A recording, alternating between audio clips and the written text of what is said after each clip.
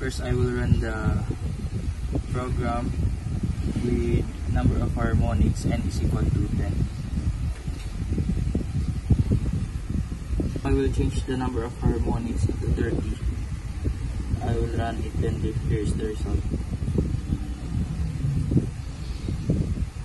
And then change it into 50. Here's the result. Change it to 100. Here's the result.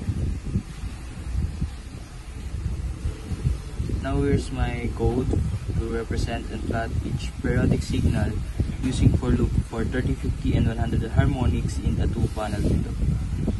I will run it.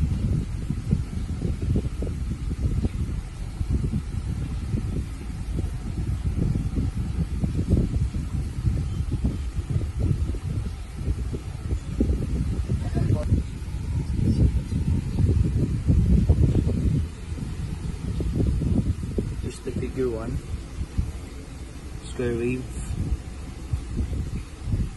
as shown as given above, and then figure 2 about sawtooth wave harmonics of 30, 50, and 100, including the sum of their sawtooth wave harmonics, and figure 3